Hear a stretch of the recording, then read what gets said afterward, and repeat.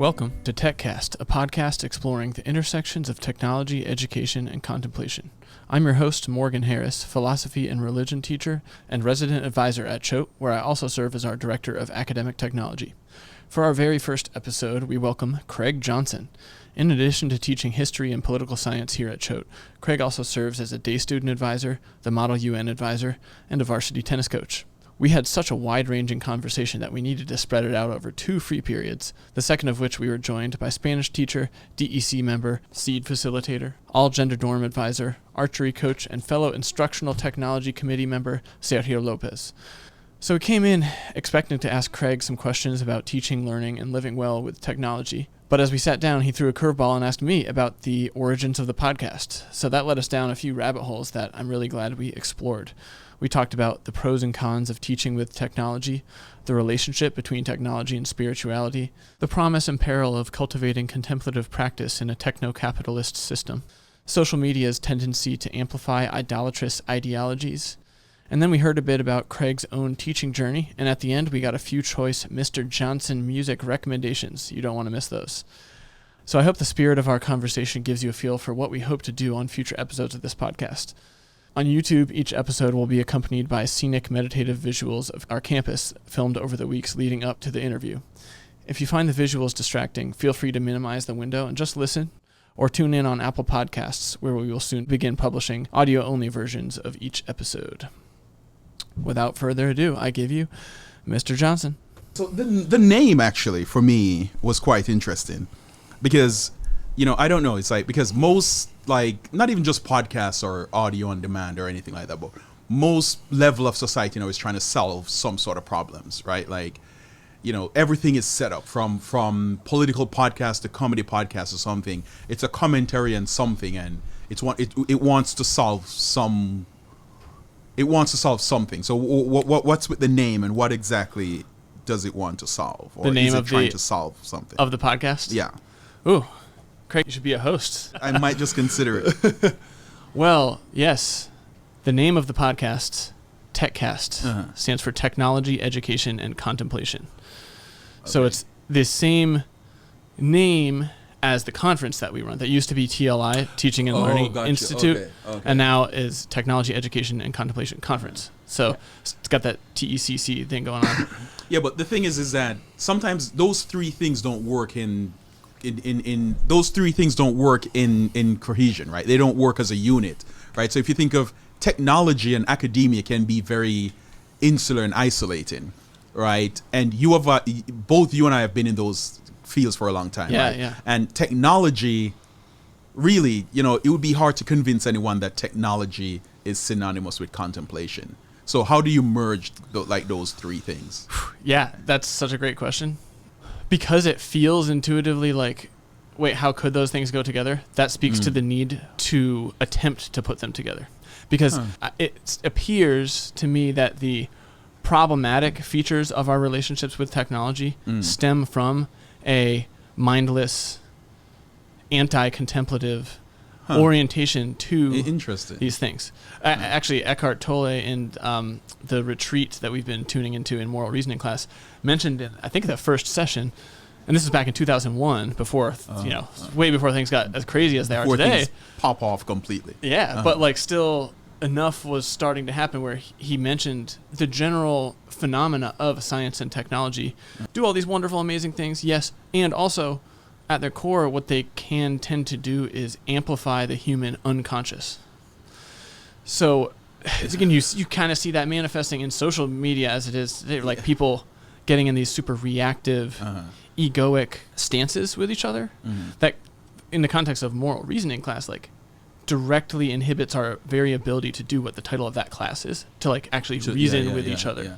Yeah. But so again, and I might just be reacting because I watched The Social Dilemma last night, right? So a lot of it is still fresh in my head. Yeah.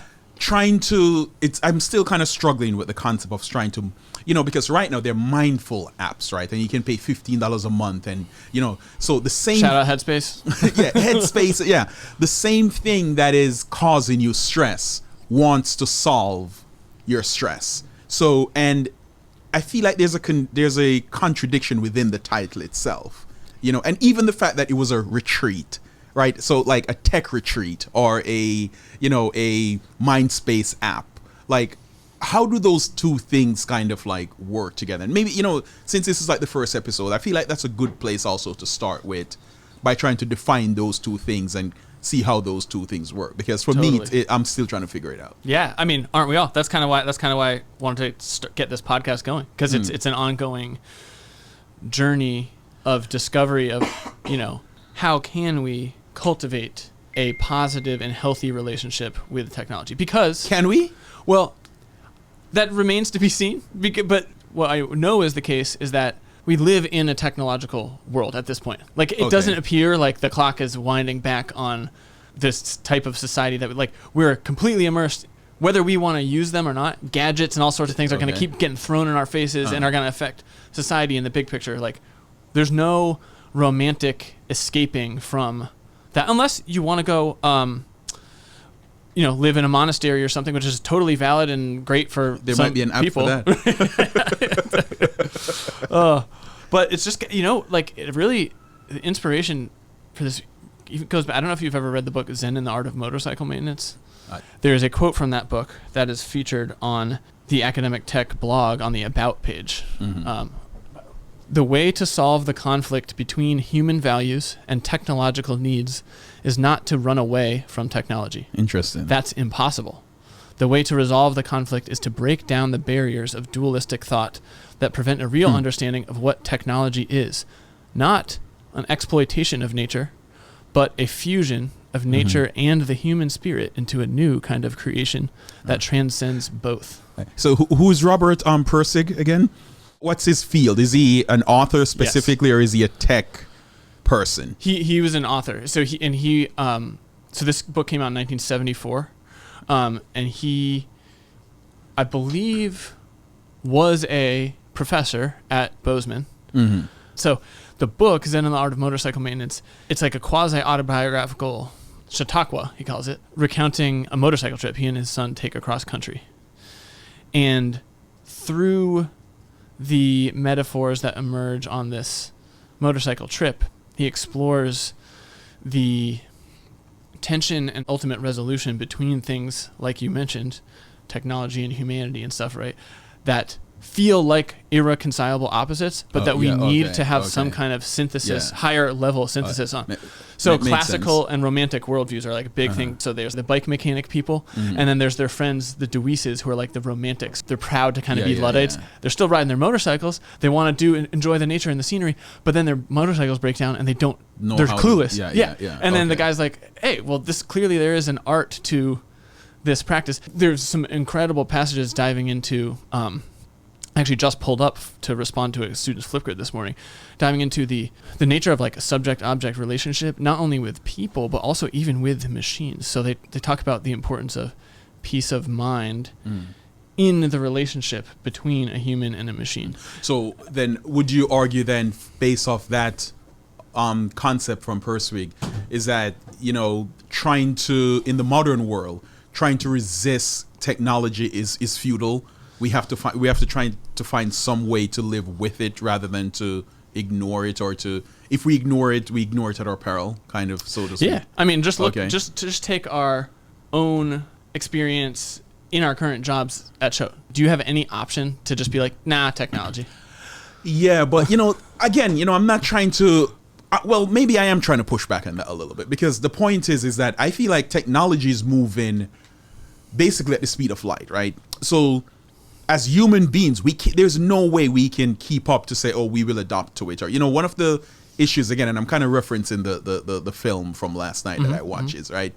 So is that, we will adapt to it, right? When the printing press came around, it was revolutionary. We adapted to it.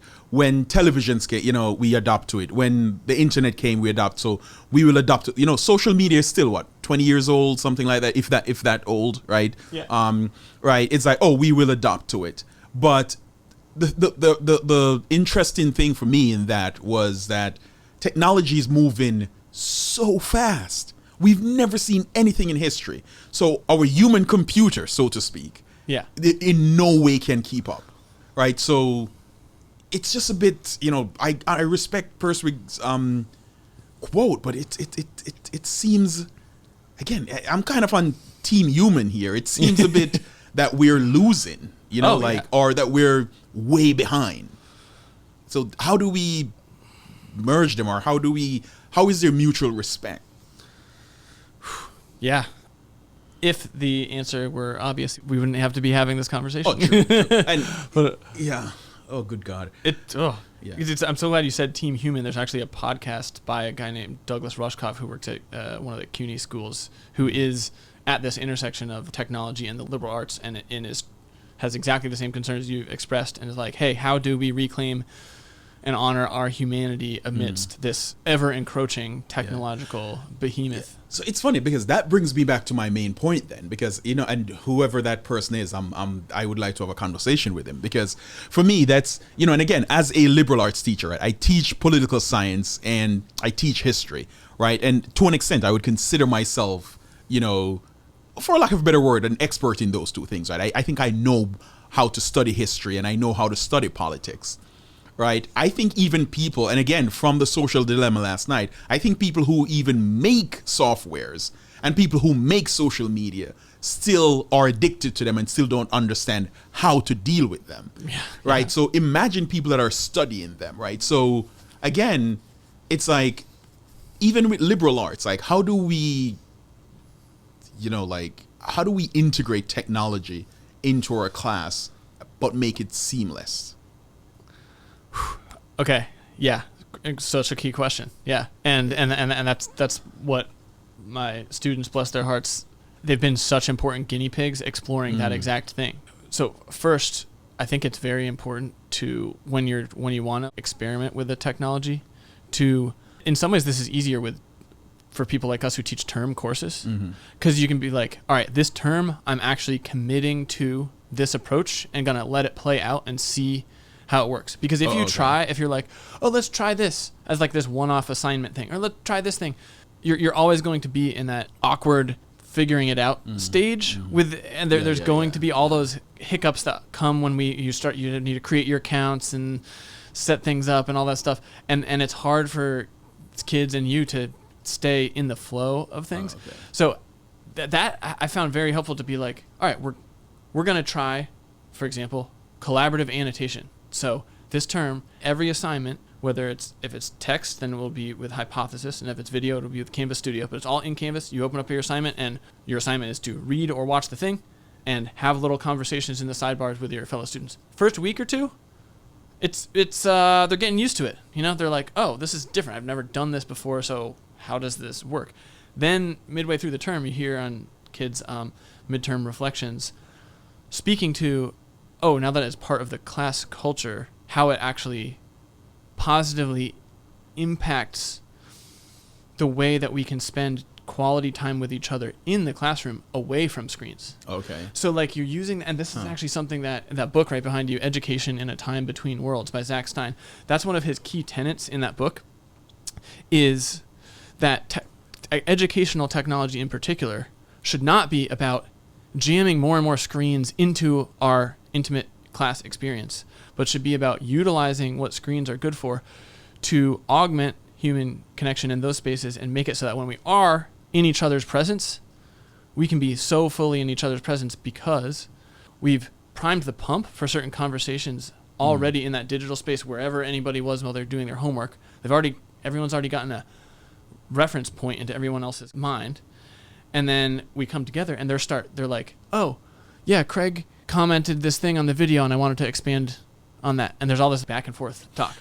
Yeah, but isn't it, so even for that, at what point, right, do we say, even if it's like one screen in the classroom, right, and they're annotating outside of the classroom or something like that, at what point does it, I don't even want to say it exit learning, but at what point does it become something more than, say, learning or teaching, because they're interacting with it. They're interacting with an external device so much, right? And it's not like it's not like a textbook or something. So let me give you an example. Yeah. This fall, when my daughter was entering 9th grade, I wanted to buy her something called Remarkable. I think it's kind of like it's an app that mimics a handwritten book, okay, right? So at what point do like technology impedes or interferes with learning rather than enhance learning? Yeah, man, a lot. Oh, Many, okay. but right? Okay. I mean, well, that's why like Apple, I don't know. To be honest, I wish I knew the answer. I'm asking a question that I have no answer for. I mean, as far back as I can remember, I started teaching in 2010, and I remember seeing when I was at Avon, this kid Jackson. He had his laptop open, and I could see, we didn't have Apple Classroom or anything like that. His eyes were just like glued to the screen. He was like making these facial expressions, and I could see off of his face a reflection of the screen dynamically changing around. So I was like, Jackson, stop playing that game. He was clear. Yeah. So even this was 10 years ago, games were around and on the very devices that they're using to try to do their work. So just the mere existence of any device in the classroom was liable to, exactly as you're saying, hinder. So you learning. would say don't resist that, like the example you used with Jackson. Don't, as teachers, we shouldn't try to resist that, try to embrace that? No, I think definitely resist. Like, this is where I would, in many classes, be like, all right, everyone, no laptop, nothing on your desk. Put it in your... Okay, so that's not the bag. argument that Stein is making. Yeah, the argument he is making is what we should use screens for is to connect in situations like when everyone's not in the classroom, like when we're not in physical proximity, gotcha, to augment, okay, to like have this okay. other sphere. Okay. So that when we are in person, there's no need to be adding in screens into that situation. You can rely on the fullness of that human connection in that space, knowing that you've already done a lot of very interesting augmentation of people's minds in the digital space. So like you've allowed people to start having conversations before the conversation happens. Oh, okay. So then it gives it that extra bit of background, So it's funny because it's interesting because, again, coming back from the movie last night, then shouldn't, like, again, the last acronym in the title, right, is contemplation. So where does that come in? Like, shouldn't contemplation be, I almost think of it as like relaxation, right? Yeah. Or time to be mindful and to reflect. If they're in the classroom, when they're outside of the classroom, so to speak, at what point does contemplation come in? Or should technology play a role in contemplation? Excellent questions. So, sort of going back to what we were talking about near the beginning, basically, if we do not take as intentional of an approach to the nature of our relationship with technology as possible, then we are setting ourselves up for guaranteeing that there is no space for contemplation, because the pull of all this stuff is so strong, as you're pointing out. Everything is actually working against us, against our peace of mind in so many ways. But there are, as you pointed out, there are certain meditation apps and things like that like, to be able to beam the voice of an experienced meditation teacher into your ears 10 minutes a day, going through a progression of actually teaching you how to meditate, that's cool. That's genuinely helpful. But then, and this actually gets to a question I wanted to ask you about too, is like, on that note of being intentional about our relationship. This is the reason that Apple ended up creating Apple Classroom, so that as teachers we can actually at times be like, no, we're locking down the devices.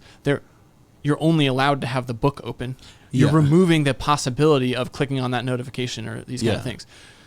At a certain point you do have to actually draw those kind of authoritarian lines, just because we are so fickle. Like, I'm the grown up in the room. I'm gonna press this button now. Right. Okay. But then we also have to be the grown ups in our own lives with our own individual devices and stuff. Do not disturb and screen time and these kind of features that started getting built in because, at least I'll speak to what I know best with Apple. Like, they were hearing this feedback from their users, like, yeah, this stuff is addictive. Like, I'm not able to control myself in reacting to these things. So they made screen time. And actually, one of the guys in that Social Dilemma film, he was the creator of Moment, which was like a precursor to screen time. Okay. It was like a third-party app that tracked your usage and stuff. Okay, and actually, I'm going to give one or other kind of related sidebar, and then I'm going to ask you about your personal habits with this stuff. So with the peace of mind stuff, right? It reminded me of this passage from Zen and the Art of Motorcycle Maintenance that I shared with a student this morning in terms of the relationship between humans and machines. In this case, it's with motorcycles, but I think you might find some parallels with computers. So let's see. Okay. This is the narrator, who's this professor and is the motorcycle mechanic speaking. Peace of mind isn't at all superficial, really, I expound. It's the whole thing. That which produces it is good maintenance. That which disturbs it is poor maintenance. What we call workability of the machine is just an objectification of this peace of mind. The ultimate test is always your own serenity. If you don't have this when you start and maintain it while you're working, you're likely to build your personal problems right into the machine itself. Which, right? That's powerful stuff. Right? And then he goes on, they just look at me thinking about this. It's an unconventional concept, I say, but conventional reason bears it out. The material object of observation, the bicycle or rotisserie, can't be right or wrong. Molecules are molecules. They don't have any ethical codes to follow except those people give them. The test of the machine is the satisfaction it gives you. There isn't any other test. If the machine produces tranquility, it's right. If it disturbs you, it's wrong until either the machine or your mind is changed. The test of the machine's always your own mind. There isn't any other test. Deweese asks, what if the machine is wrong and I feel peaceful about it? Laughter. I reply, that's self-contradictory. If you really don't care, you aren't going to know it's wrong. The thought will never occur to you. The act of pronouncing it wrong is a form of caring. And you said this book was published in the 70s? Yeah, 1974. Yeah.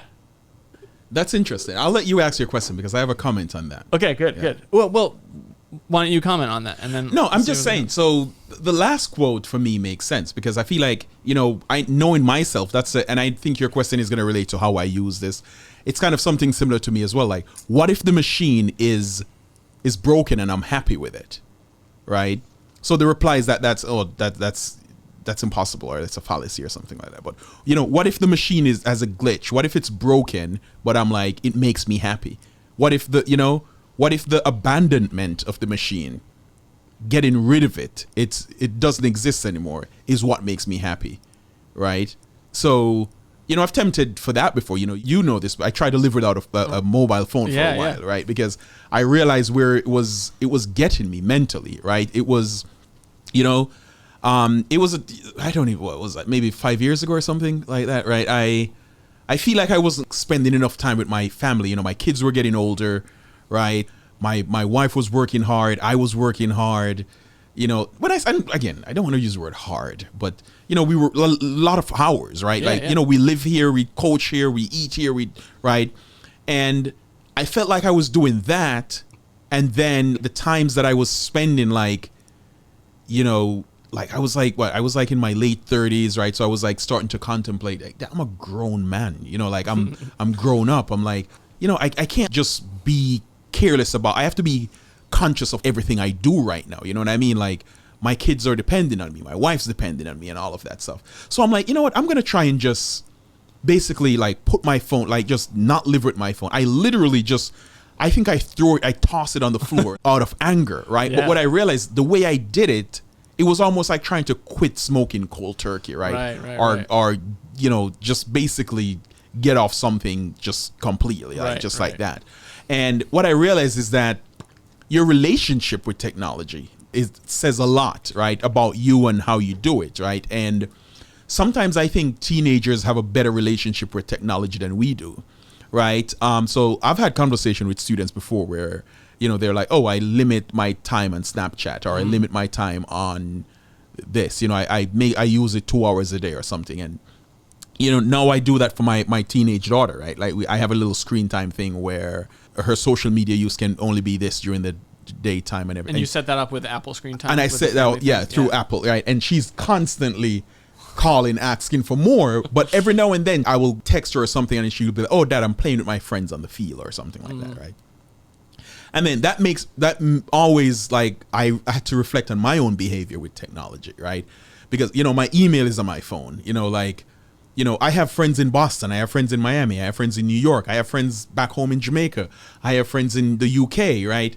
So I'm always like, oh, what time is it in England right now? Oh, maybe I can text Richard in England, oh, like what time is it in LA right now? Maybe I could text someone, oh, my friend is out of class, he's not in class in Boston right now, so let me shoot him and ask him how was his lecture or something like that. So, it's a way as well for me to, I see it as like, oh, I'm keeping up with not just with friends, but, doing collaborative work, right? Yeah. Like there are lots of times when I text you, I'm like in my basement fiddling around with something and I'm like, hey, Morgan, like which wire do I plug in or something like that, right? Craig literally sent me videos of holding wires and literally inputs, like what goes where. What goes where. So, but then even when I'm doing that sometimes, right? I literally have to check myself and like, what am I doing? Yeah, like I'm so dependent on this thing, but then I'm like, oh, screw it. Like I need this to happen. So I don't know. I'm not sure, because like my 14-year-old daughter right now will never use the word unhealthy, right? She will never say, oh, I have an unhealthy relationship with this. For her, it's like, oh, I'm like, it's almost like it's integrated in me, right? It's literally like a part of me. Like I have it in my hand all the time, or when I'm in class, I have it in my pocket. I know her English teacher have like a phone box where they come into the classroom, they have to put their phone in a box or something like that. But, Yep. That's a long-winded way of answering your question. No, but please, that's great. Sometimes I think our students should sometimes be teaching us about healthy behaviors with technology and contemplation and everything. Because again, to go back to 5 years ago when I tried to get rid of my phone, right, it was more about, I am not contemplating, I'm not spending quality time with my family as I should. But then I see my 14-year-old daughter now, and I see the students that we have here. I still see them hanging out with each other. I see them talking to each other. I see them at sports. I see them at, I go and watch their games, and then I'm like, even while watching their games, I might be checking another score, and then I'm like, they're contemplating. I'm not, like, they're actually, because right now, I'm watching them score a goal on the soccer field, right? So they don't have their phones on them. They might check it as soon as they get off, but they don't have it on them. Right. So their contemplation, even though I should be watching them and like focusing on the game and contemplating their game, right? I might be checking the game of like Chelsea or, the NBA or something else. When, again, I think as teachers and as educators, and again, it goes back to the whole, the acronym for the podcast is that sometimes I think we can do some learning from the people that we're trying to teach, right? Absolutely, about relationships with these things, because sometimes I think maybe we're the ones that get it wrong, so to speak. Yeah. Well said. Yeah, I found that these kids are very receptive to the opportunity to take a step back and look at relationships both with technology and with each other. You spent a good amount of your youth, I'm assuming, without internet, right? Yeah, absolutely. So it's funny. I just came across. It's funny. I follow this page.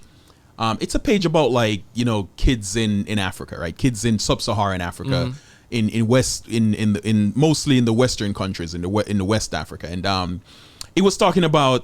It showed a clip of kids. And I've only been to West Africa once, right?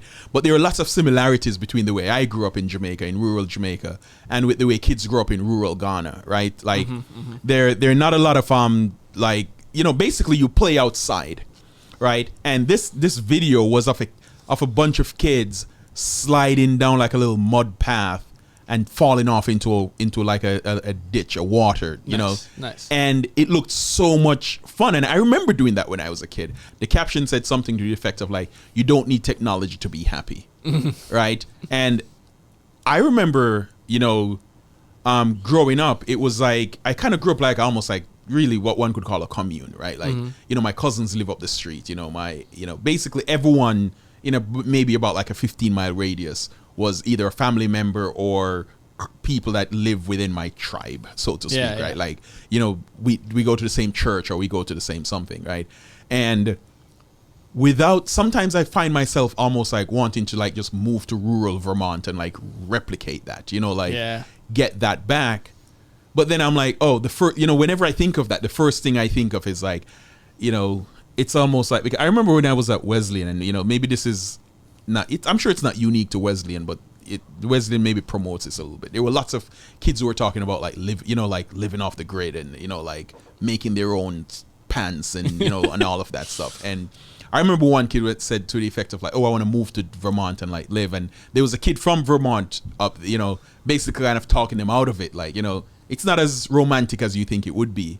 So every time I think of Vermont, and I'm like, not just Vermont, but anywhere, like, back in rural Jamaica or something, the first thing I think of is like, I hope it's wired. You know what I mean? Like, oh, but yeah, I still want to slide on that mud path and fall into the ditch with water.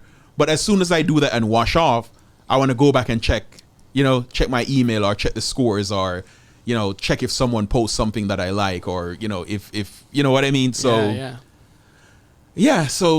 my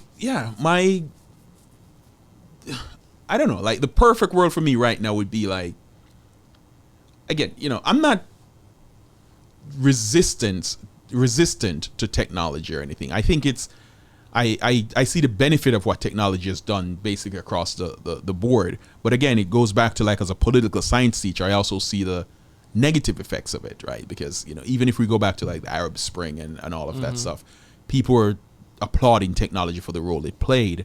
But now we can see that if we fast forward to like 2016, we can see the negative role it played when it started affecting us personally, right? Yeah. And, I personally got off, like literally had to delete my Twitter account like completely because I was literally on vacation in Puerto Rico and I was like angry tweeting at Brett Stevens, and because, Brett Stevens, and I use some of Brett Stevens' work in my class when I'm teaching American foreign policy, right? And, but then I think it was he had written some very kind of a hot take on on the election and just basically just dogging people and how they're not this and they're, and it literally was like the first day of people announcing that they're running, right? And I find myself literally like angry tweeting at Brett Stevens on the beach while I was on vacation, and then I'm like, this is not healthy. Like this has nothing to do with Brett Stevens. It has nothing to do with the fact that I might agree with some things he say, but I agree with some of the things he said. So I'm like, this has nothing to do with him. This is everything about me. So I literally had to be like, I'm going to stop. I'm going to delete my account, and all of that stuff. So basically I wanted to say thank you, Brett Stevens, for allowing me to like detox from Twitter. Really. Yeah. Like, it helps. And it's, maybe that was contemplation, I guess. I don't know. Yeah. Right. I mean, that is exactly, the personal stories that you've just shared speak exactly to why I wanted to intentionally have those words together in the title of the thing, because otherwise you can just fall prey to all of the problematic things that like the whole, as you saw from The Social Dilemma, the whole incentive structure of the information economy that these companies play in. Yeah. It's, as they even said there, it's a little trite to say now, but it's a little reminder to everybody: you don't pay for something, well, you are the product. So not just you, but your attention, and not just your attention, but the gradual shift of your attention is the product. That was the scariest part for me. Like, it's really, it's not even you per se. It's almost like your consciousness. Yes. Right. It's literally almost like, and not just your consciousness, but the fact that we can alter your consciousness is actually what the product is. Yes. That's crazy. It's crazy. Yeah. So it feels like we must have some type of contemplative practice to be in touch with, to be able to observe our own thought patterns and the ways that they are being pulled in all these different directions by forces that are outside of our control, whose objective is to suck us into both hyperbolic, consumer culture and tribal groups where we join with other people based on these that certain identifiers kind of vibe, that are all at the end of the day have a kind of, this is maybe in some ways a loaded word, but it's apt, an idolatrous relationship with these things. Aldous Huxley wrote an incredible essay in 1943 about the dangers of idolatry, in what he saw as three major forms at that time that are like on steroids now: political, moral, and technological. Yeah. And those are the things that form the communities that we long to be a part of now. Is like it is either a moral, political, or technological idol worship situation, you know, like, and so if our whole worldviews are being shaped around these objects, what Aldous Huxley says is the real danger of idolatry in that way is that, in his words, he says it is God eclipsing. You can put any other word that God is a very loaded word, but whether you are a religious practitioner of some kind or atheist or secular in any kind of way, you can substitute like everything for that word or something. So it's the nature of an idolatrous relationship to any of those three things, moral, political, technological, is that it puts blinders on and has you only see a simplified, much smaller version of reality than ultimate reality actually is. Yeah.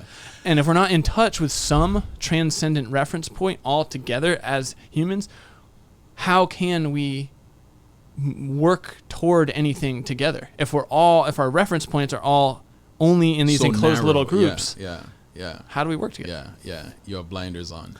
Yeah. No, that's absolutely. You should send me that because I'm actually I try to pull this up as well, but I am using for my use and abuse of power class this winter. We talk about the power of politics and how it's used. I'm using Albert Hirschman's argument from the rhetoric of reaction, right? Kind of similar. So I think I could actually pair those a little bit. Oh, nice. He talk about, like perversity, futility, and jeopardy, right? As, and again, for him, it was kind of like a takedown of neoliberalism to an extent and all of that stuff. And I'm hoping to use it to explain modern day conservatism, but it's kind of something similar as well, right? And I think a lot of us are guilty of that right now, of like basically living in our echo chamber and like defined ourselves perfectly big. We defined ourselves by like our race and our sexuality or our this, or now we can even define ourselves by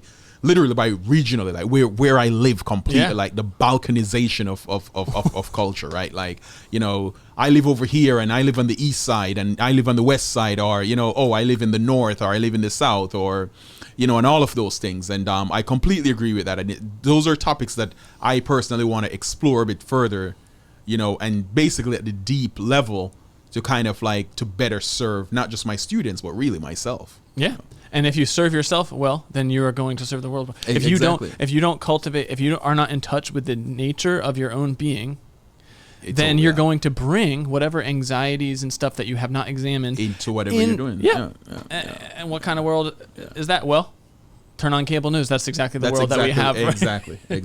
Yeah, because it's funny because those people live their lives to get to that moment in order to just like wax off, every single day for the 8:00 presentation, they're living their lives to get to that one moment where they can sit in front of a mic and with a camera in front of their face and just scream into this device, right? And they think they're doing something great without realizing basically it's almost like they have their hands like in crap, right? And not even realizing it, they can't smell it anymore because they've been in it for such a long time. And that's a great point. Perpetuating culture wars. And I know you have to start going to class, right? Yeah.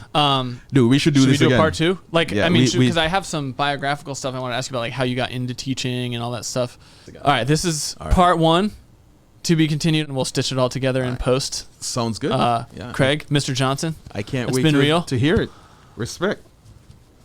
All right, man. Thanks for coming. That should be fun. All right. Welcome back. We got round 2. Exactly. We got Mr. Johnson for round 2, and we're joined by... Oh, hello. This is Sergio, Spanish teacher here. Nice. Welcome. So you gave a listen to part 1 of our convo in anticipation of this, right? Sorry about all of that. No, it was great. I wish I was here to have like that conversation and be part of it. Well, here you are now. Yeah. So are we just going to kind of pick up from where we left off kind of?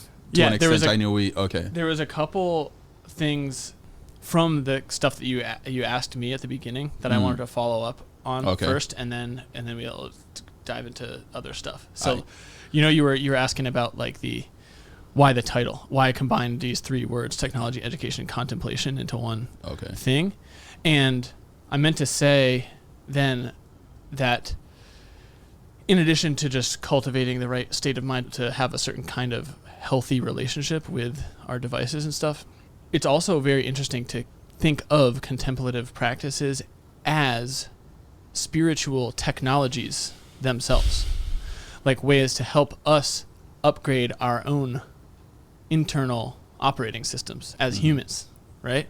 So there is a passage from the intro to the Yoga Sutras of Patanjali that I think gets at this very well, that I want to read for a second. The Yoga of Patanjali is a process of stilling and interiorization in which utter physical and mental calm is brought to every aspect of human personhood and experience. For him, asana was but the bodily aspect of this process. Indeed, when Patanjali uses the word yoga, he means yoking.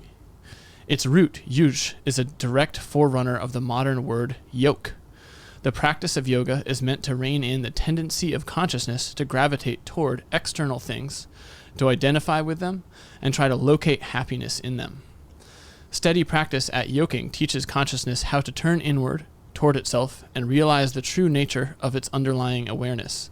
Only then, he assures us, can we understand why we are alive, why we suffer, and how we might become happy and wise. The experience of realization is not altogether unfamiliar to us. Most of us have had flashes of enlightenment at one time or another, usually when we find ourselves caught up in an absorbing event. At profound moments of engagement, a sunrise, birth, wedding, or death, time seems to stand still and awareness grows spacious and inclusive. For a momentless moment, it feels as if we are seeing directly into the nature of things. Unfortunately, this kind of insight is a serendipity, more given than willed, and usually passes quickly. One of the profound wisdoms of the yoga tradition, though, is the recognition that the capacity to see into the nature of things is intrinsic. The yoking practice of yoga arose as human beings actively sought to harness this faculty. While realization always has a spontaneous, unwilled quality, systematic practice at stilling the body and mind through yoga makes it far more likely that we can enter, and eventually abide in, this kind of deep, absorptive knowing. That's quite interesting, but I'll let Sergio take it first. Get your thoughts on it first. I mean, I have my reservations too with connecting technology and contemplation, and I'm not sure if I'm buying the idea of contemplation as another kind of technology. That's more or less what you're trying to say, right? I guess if we think of it as tools, sure, like a metaphysical tool. What I find a little bit more complicated was to your point of the technology kind of taking us out of ourselves, taking us out of the present. And that seems to go against the idea, the very much idea of contemplation when you're trying to go inwards and trying to calm your mind. I would second that, because for me, even the quote you just read, I kind of see there are two things going on for me personally. So, one could argue that, say, like with yoga or, even faith, for instance, like any form of faith systems, like finding nirvana or going to heaven or anything like that. It's an interaction with self, right? You're not bringing any external thing into it. I mean, spirituality is just personal, right? Yeah, you can, in the Christian faith, you can take the bread of this or drink the wine or whatever, but it's still something that you're not like fusing anything with yourself. So the problem for me in understanding like technology and contemplation, I still just see them as two diametrically opposing thing, right? And it kind of convey for me kind of the concept of almost like uploading. I remember when I was in college, I read Ray Kurzweil's book, The Singularity is Near, and I had to read Kurzweil. I had to read it like 3 times before I really completely understood what he was saying, right? And I think now Kurzweil is working at at Google. I think. Yeah, and I think he's like 87 years old, and he's hoping to live to be like 300 or something like that, right? And so again, that book still has a visceral. It left a visceral, almost dislike for technology, for me personally, because. It mentioned, I think in the book it mentioned, how MIT kids would take coffee pills before exams and, just to get like an extra, and all of that stuff. And I just see, it just still, for me, contemplation and technology feel like they don't go hand in hand. I might be completely wrong, but that's, I'm still just having a problem like merging those two things together. And I'm sure I will find out why by the end of this series or something. Now, what I find interesting is, although I think they are opposed, and I think they tend to take us to different places and have different outcomes, I do find to some extent that it's possible through use technology to get to closer to contemplative practices. You think that's possible? Yes, I do think it's possible. So just for the mere fact that information is spreading around more easily thanks to technology, now we can talk about yoga. Like, we can have more knowledge about it than Western 200 years ago. I don't know. You know what I mean? So technology has gotten us closer to the knowledge and the techniques so that we can get into contemplative practices. Okay. And tools like Headspace, for instance, is a way in which we can, and I'm making these big air quotes, getting us closer to mindfulness. And then we get to many things, because this becomes a product. And I also think it's a problem of Western society in general. But I do think that it's a entrance point that makes it more accessible to everybody. I mean, I don't want to flog a dead horse here in any way, but I think, and I again, just I'll quickly migrate to my strengths, right, and my strengths in teaching and what I know the best. So I feel like throughout history, right, I feel like man, meaning us, have always been searching for contemplation, right? So even if you think with the Industrial Revolution and the Luddites and, and those reaction to finding that, like, we're going to smash the machines because they're destroying humanity. I feel like there's a little bit of that going on in society today, right? So again, I don't want to bring like, crazy domestic politics into it, but even with something like, say, that happened like on January 6th or, the divisions we have in our societies today, I feel like it's still man trying to connect with some sort of machine, right? And even if or man rejection of that machine, right? And even if you look at things from the Marxist perspective or anything like that, right? Marx's meaning, you find meaning in the things you do, right? Like, so our sense of being human being come from the things we make or the things we produce or so on and so forth. Right. And I think because we've lost that sense of like making things or feeling connected to things, that we've kind of lost our humanity, so to the extent where we can go smash the Capitol or participate in a coup or go to Haiti and assassinate the president, or what I mean, because we've lost a sense of our our makeup, right? And I'm just not sure technology can bring that back, because I think technology is the genesis of the problem.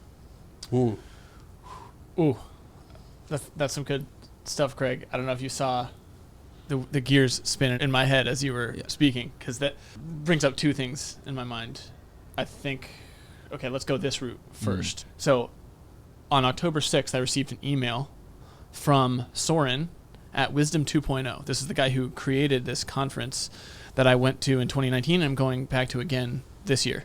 So it's called Wisdom, the conference and the organization is called Wisdom 2.0. It's a tech conference. It's a mindfulness and tech conference. It is a conference that exists at this exact intersection of stuff that we're saying, how do those coexist? It was the best conference I've ever been to. Like, everybody there was just so present. I mean, interacting with each other. No one was having their laptops open and clacking away while people were speaking and stuff. There's a lot of audience participation. Between sessions, you just run into people and strike up conversations. It was just such a welcoming community. It was wonderful. So excited to be going back, but they're also doing these other projects too.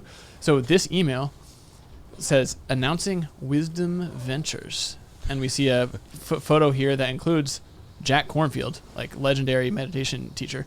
So real quick, I'll read this email because it speaks right to what you're saying. We are thrilled to announce the launch of Wisdom Ventures. Currently, if you have an idea for an addictive iPhone app, you have countless opportunities for funding. If you have an idea to support well-being and compassion, you have very few options. Yeah. We are changing this. Wisdom Ventures seeks to be the hub for connecting meaningful capital and visionary entrepreneurs. We'll fund a new generation of entrepreneurs with a clear vision and dedication to consciously harness the power of business to co-create a more compassionate and thriving world. The need. With mental health issues at record highs, from loneliness to addiction to anxiety, we know there is a need for inner and outer change. If you watched The Social Dilemma, you are keenly aware of how addictive and divisive our technology can be. Wisdom Ventures will fund an emergent generation of technologies and solutions that fuel mindfulness, well-being, and human connection. We must do this, not just for ourselves, but for our children, their children, and future children down the line.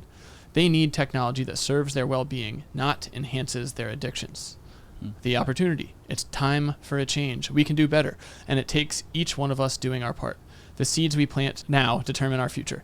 Capital should be used for creating a better world, not just create more capital. I mean, let me use a contemporary word here. The first sentence and the last sentence is I'm triggered by them massively. I was feeling exactly massively. Yes, right. exactly the same. So no, sir, I'll let you go first, Sergio, and then I'll I mean, I honestly wanted to hear your thoughts because Okay. it really triggers. Yeah. It's like, oh.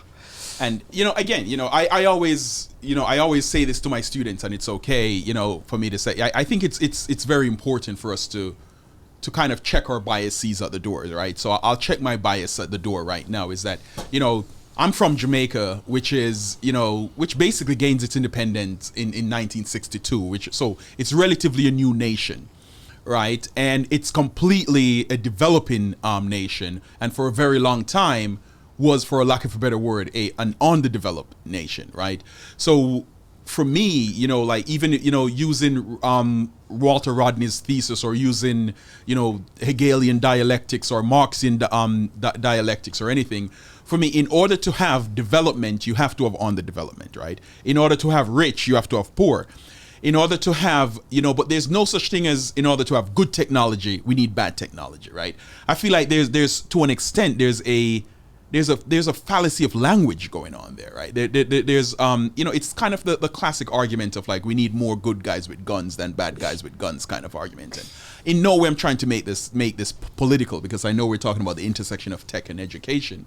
But for me as an educator, I just don't think, we can use capital to create goodness, right? I just inherently in that argument, there is a dilemma within that argument itself, right? Because, even if you look at society today, right? And I was watching a video on Instagram, I think it was Rick Ross or something. And, All right.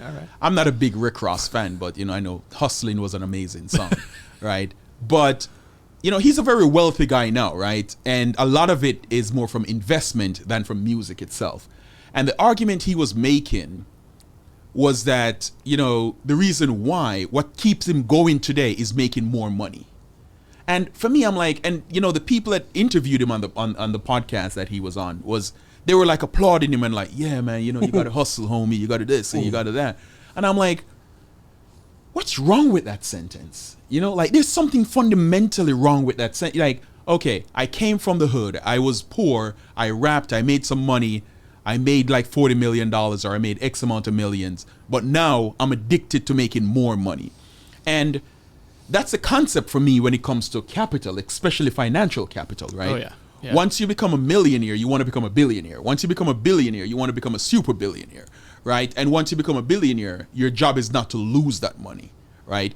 So for me, there's something inherent in the concept of capital creating good things for people, Right? I just don't think, again, and I don't want to filibuster this conversation, but the whole concept of capital creating something good, or technology creating something good for kids is a bit crazy for me. I have an idea for Wisdom Ventures. I'll create an app that if you hold your iPhone for 15 minutes, it shocks you, or it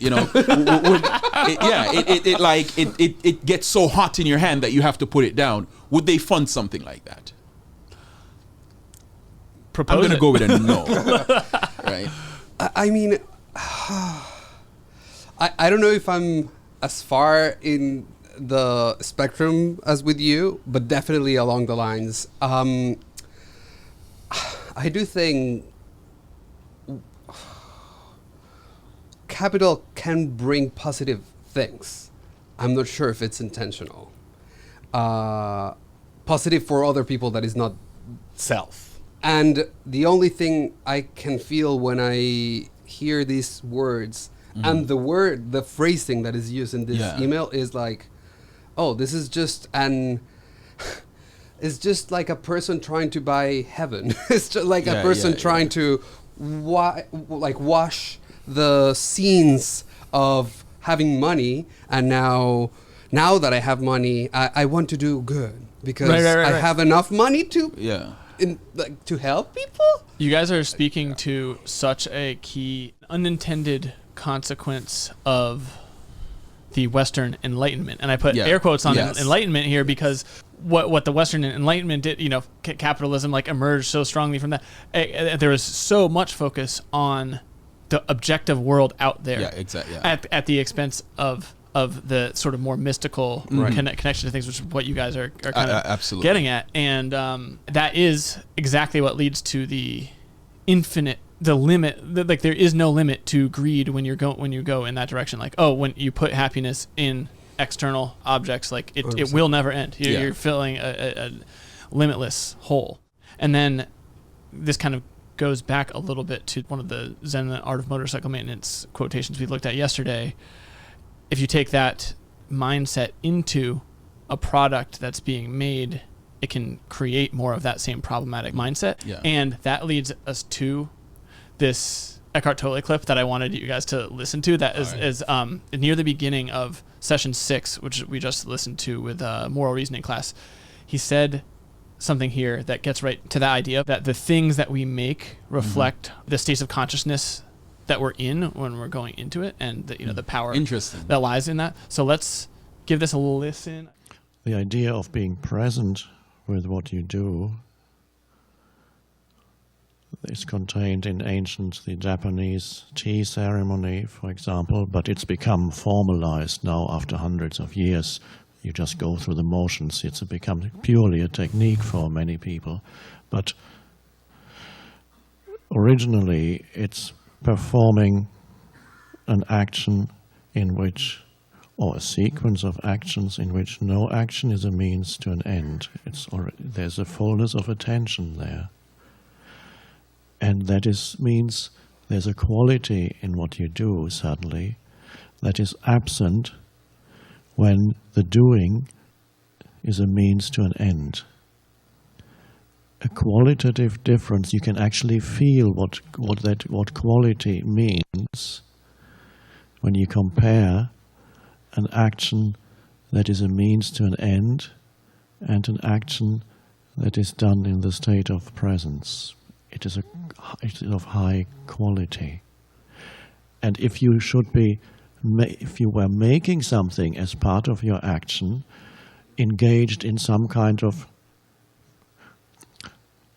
manufacturing something or building something, doing some kind of work that creates a structure in whatever field, whether it is in the arts or writing or anything where you're creating something, whether physical or otherwise, the creation reflects the state of consciousness, and the quality will be whatever then is the end result of that present action will reflect presence. It will emanate presence, whatever is created in the state of presence when it's there, and it's not necessarily even a work of art. When it's there, but this is the essence of all art, is that all great art emanates something that it still has an energy field of that state of consciousness out of which it came. So when you look at great art, it has a quality that is very hard to define. Even art critics don't know how to define what is the difference between art and not art, and what is the difference between literature and just fiction. Nobody can exactly say what that is. They've tried to write books about that.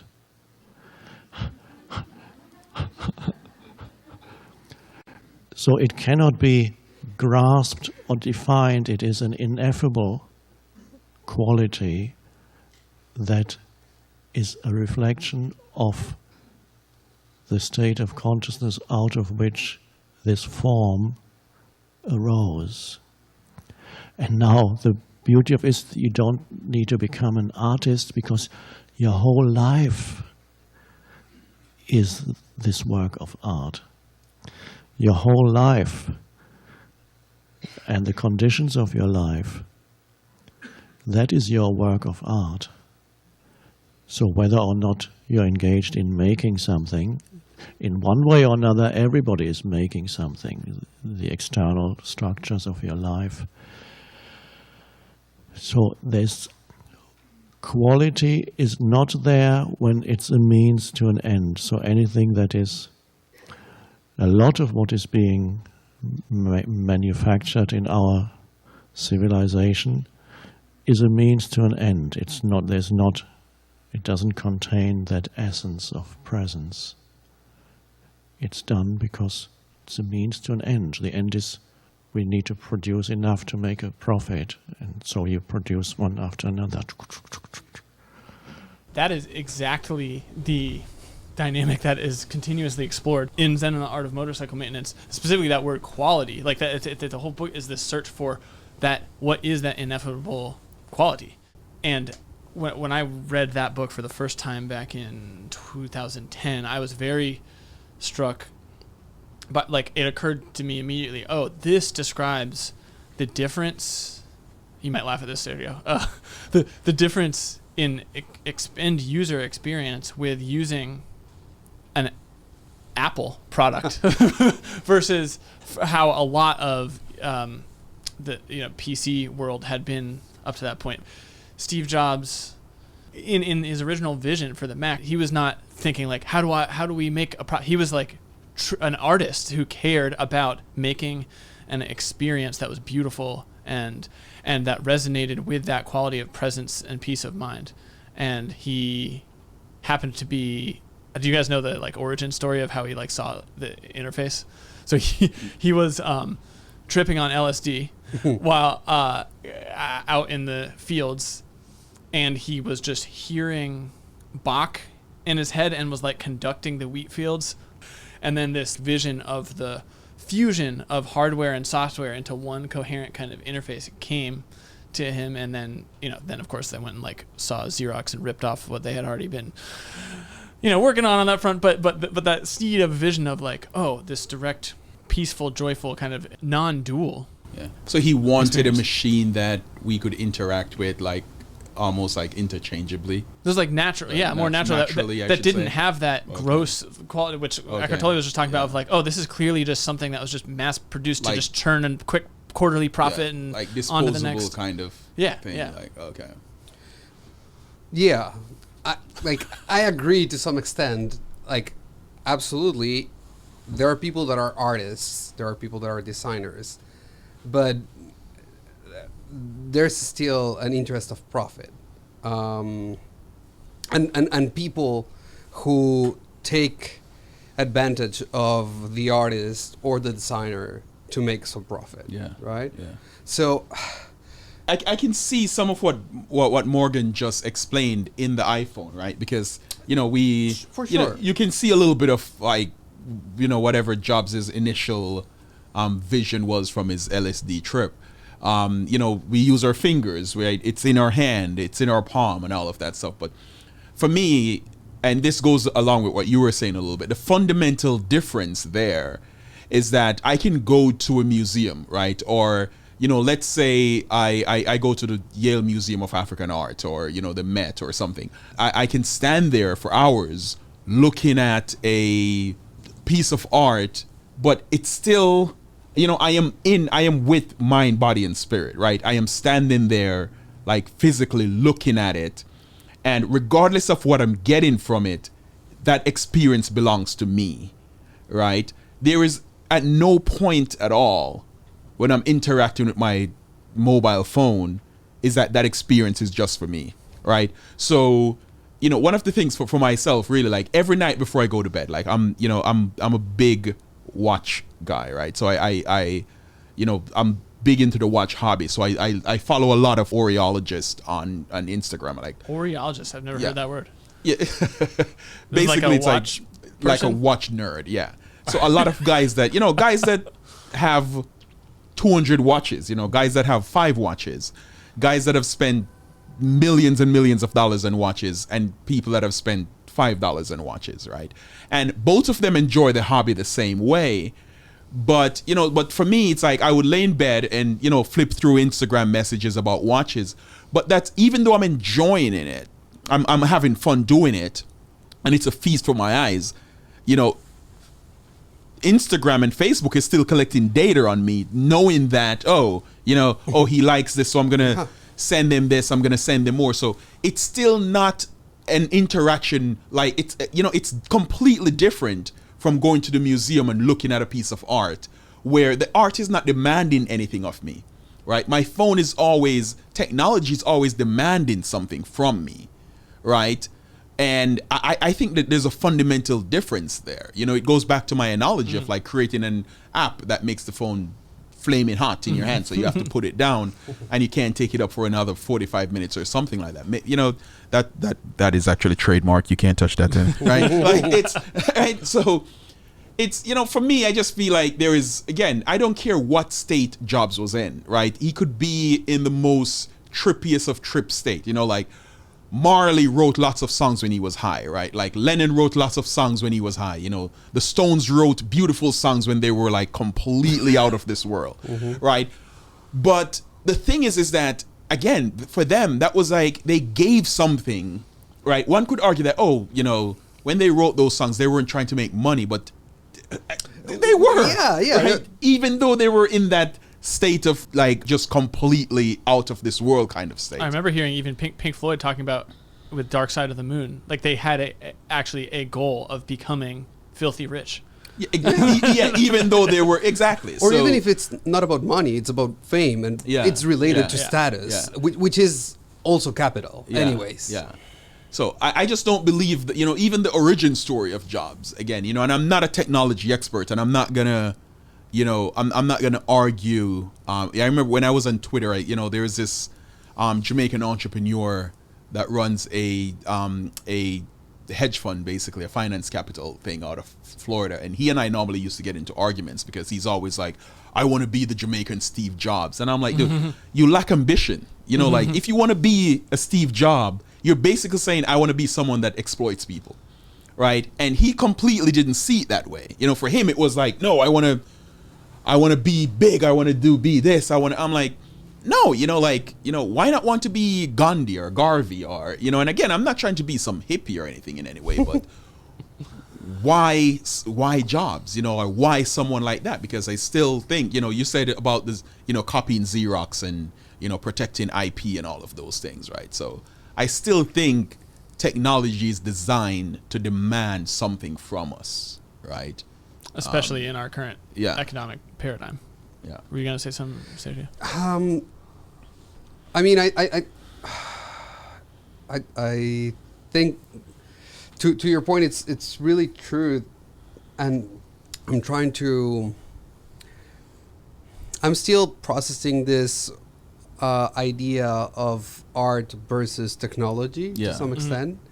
But then how we can, again, big air quotes, democratize art through technology.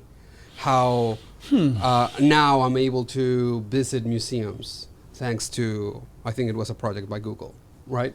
To make virtual tours. Yeah. So that's, again, technology getting me closer to contemplative. To something that was not accessible Yeah. a decade ago. Yeah, okay. Again, the trade-off is you're giving information, definitely. You're giving up things. Yeah. But for me, though, I don't think all things should be accessible to everyone. Interesting. Okay. Right? And what I mean by that is the context of, again, I'll just use the example that's like jumping in my head, like right now, like here we're sitting in New England, right? Like in early November, and we can go over to the dining hall right now and get strawberries or get avocados and tropical fruits and everything like that, right? What would we be losing if we didn't have access to those things in late fall or the dead of winter when they just can't grow here, right? So again, I'm not trying to, what's the cause of like getting avocado from California or Mexico to bring to us in New England? Or what is the cost of getting strawberries from, California or Florida or wherever strawberries are grown to get them here to us during the dead of winter, right? So, is technology serving a better purpose if I just see a strawberry on my phone, right? I don't think so. If I'm seeing art from wherever, right? What about going there to see it, or if I don't have access to it, just like I don't, right? I think one of the death of humanity, really, and like the soul of humanity in our modern world, is that we think, and you use the word democratization. I think that's a very brilliant use of that word. We're trying to democratize almost everything. Agree, yeah. Right? In the context that everything should be accessible to everyone. And I think that's a fundamental problem with liberalism, or neoliberalism in the Western sense. And I'm using liberalism in the big L here, right? I think that's a fallacy of it, because what it does is that it leads you down a dark alley and then it leaves you alone, right, to figure it out. Right? But it promises you that what's on the other side is beautiful. Or but there's no way you can go back to where you're coming from, right? You have to but then, you could die in that dark hole, or you just feel so soulless in that, but then there's a promise that something beautiful is on the other side. Oh, what you just said, I think leads right into what we've been talking about with the dangers of idolatry, and with social media feeling like, oh, there's this landscape, you can go follow whoever you can join whatever groups. So it's like this quote unquote freedom that you're talking, we're like, hey, here you go, right? Yeah. But then we get sucked into these myopic groups that feed some part of our longing to belong to a whole that's bigger than the sum of its parts, but are not actually a whole. Yeah. It's just a little micro subculture that only can see the world through that way. Yeah, I a good friend of mine had given me the analogy once of like, it's like looking at society through like a keyhole, right? So you're looking through the keyhole, you're seeing some of it, but the parts of society that you're seeing is just in the shape of the keyhole, right? So there's so much more that you're not seeing. You're not seeing what's exactly behind the door. You're not, it's that, social media and all of these forms and, these conferences and these things, they shape your, the way you see the world and the way you see society, right? In such a way that for you, it's absolutely correct because that's what you're seeing, right? And if someone else tried to convince you that, hey, they're more behind the door, like if you open the door, you will see so much more. Or if you move on and try to look at something else, even if you're seeing it through another keyhole, you will see something else. But because that's what that person is seeing, that's what they believe. And you can't convince them that that's not what they're seeing, right? So for me, I think that's also a fallacy of ideology itself, right? And I'm assuming this is why you said to me a couple weeks ago during Department Day how you do as much as you can to help kids understand the big ideas from which the movements and stuff that they just almost mindlessly become part of. Yeah. Right? Because didn't you say something about you feel like they there's a disconnect between their involvement and assumptions about the world and like where the actual philosophies that spawned. Absolutely, and I think if Sergio wants to reply to this, he can as well. And actually, I would love to hear what you have to say, to be honest, because I think you might have some unique take on this. But again, we're all teachers, and the thing here for me, I think the way the world is today, right? From everything else, the way, I think because the world is lacking so much material comfort, right? Or human beings are lacking the materials of their lives to be comfortable. That's when we turn to ideology as comfort, right? So we end up with culture wars, and we end up with right v left, or the elections. If your team wins, it's like yay, but what are you gonna get from it? What you get from it is the yay. That's the only thing you get from it, right? My team wins, it's like yay, awesome, right? We're not controlling Virginia, or we're controlling New Jersey, but what? Right? You don't really get anything from it, right? So I really think that, so it becomes almost like a, politics itself has become almost like a participatory sport, right?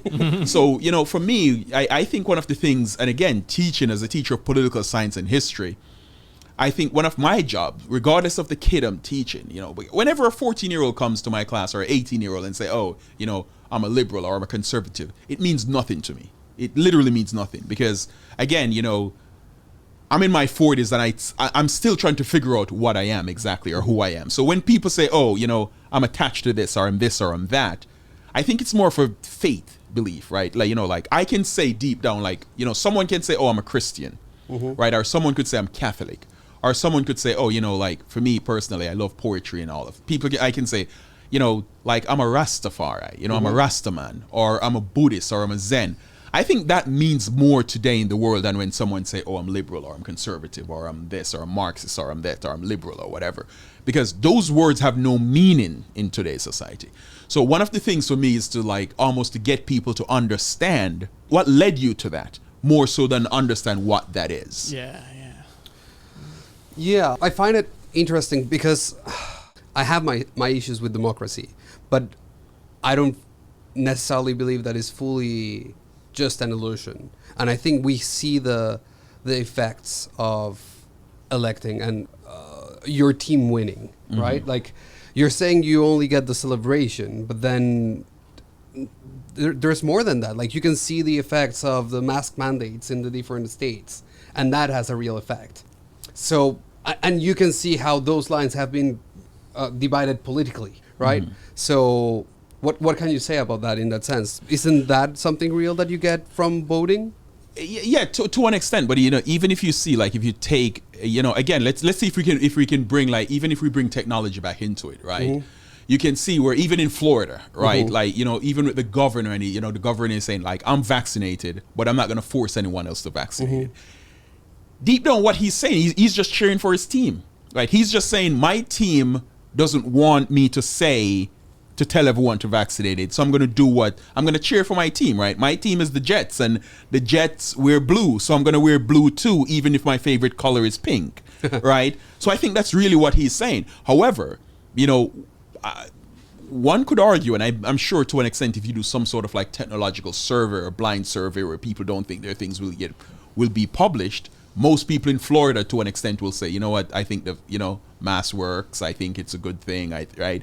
If you take the ideological cheering out of it, right? I think deep down most people will say, oh, it makes sense. We're a scientific society, we're an educated society.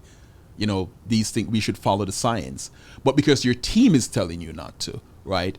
So, and for me, to an extent, I blame technology for that. And when I say technology, I'm not just talking about iPhones or apps or anything. I'm talking about industrial technology, right? The internet revolution of the 60s and 70s and so on, and what we ended up with today, right? So, and the reasons for that is because most of those things, again, it goes back to the piece we just saw on YouTube, right? What was it? Eckhart Tolle. Tolle, yeah.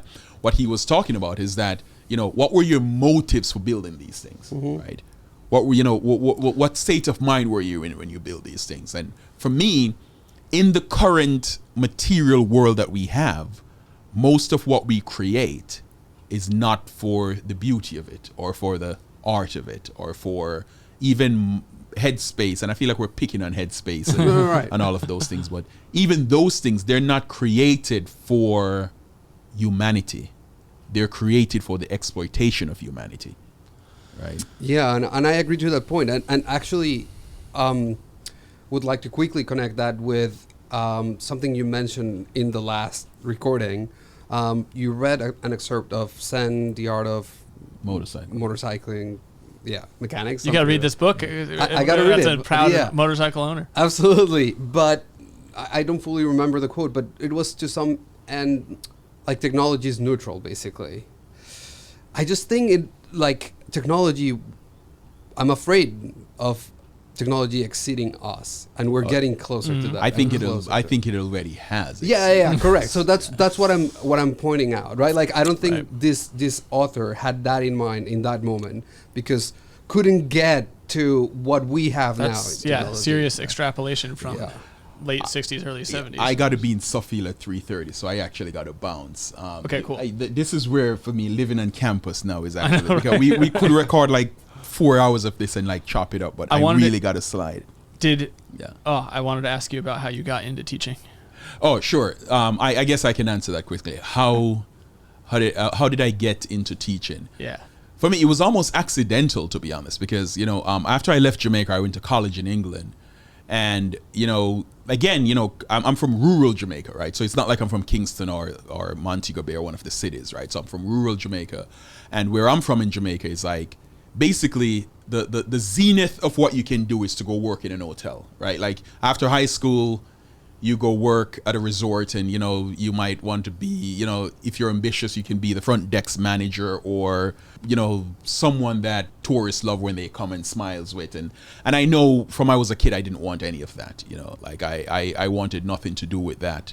So for me, it was always like, what do I really want to do? So when after high school, when I left and I moved to England, I remember one of my thing, like when we had to pick our major in college, right? One of the things for me was like, I want to pick a major that's actually going to, even if I go back to Jamaica, I don't have to work in the service industry, right? And I did, for me, I was going through the list and it says media and advertising. And I'm like, that's it. That's what I want to do, right? I want to work in advertising. But I did that. Then I moved to the United States, worked in advertising for about 2 years, and I just hated every single second of it, right? Because I think, there's a part of me that's like progressive and, want to, like, there's an idealism in me that wants to, not just want to help people or anything, but I'm not necessarily motivated by like an entrepreneurial spirit of like hustle, make money. It's just, it's not in my DNA. And, sometimes I'm like, am I unambitious or, you know what I mean? I'm like, no, it's just, I don't have that drive to like, because a lot of people that I grew up with, a lot of guys that I grew up with, like for them, it was like progress. Progress means the more money you make, right? Like I'm from a poor country. I'm in a first world country now. I'm going to hustle. I'm going to this. And it has gotten a lot of them in trouble, right? Like in all sorts of trouble, like in jail, death, or just working themselves to death. More money, more problems. Yeah. And for me, when I moved to the United States, it was, understanding the racial dynamic of the United States and everything. And when I was working in sales, in advertising sales once, my job was supposed to like go out and sell sports tickets to businesses and everything. And before we left the office, it was like my first year or second year living in America. And what a guy said to me, like, he was Asian, and he said to me like, yo, dude, listen, you will sell in the black neighborhoods, right? So when we're in the black neighborhoods, I won't say anything. You make your money there. But when we're in like the white neighborhoods or you don't say anything, I'll let me speak. And again, it was a bit, because my understanding of America was like a lot like through TV and everything like that, right? So that was kind of like one of my first dose of like the realities of American society, right? And he thought he was being helpful. Right. And again, I understood it. I understood what he was trying to do. But then it also taught me something that this is not for me. Like I can't, again, it goes back to that microscopic view of the world. I refuse to just see myself through the lens of my race, right? Yeah. Or something like that. And sometimes that's what America can push you into that corner, right? And so for me, I said, I need to go back to school and like do something else, right? And I'm like, I've always loved politics and I've always been interested in history and political science. So I went back. But even when I went back, I didn't know what I wanted to do. And then 2008 happens, right? So 2008 happened and like shit hits the fan, right? And luckily my wife got a job here.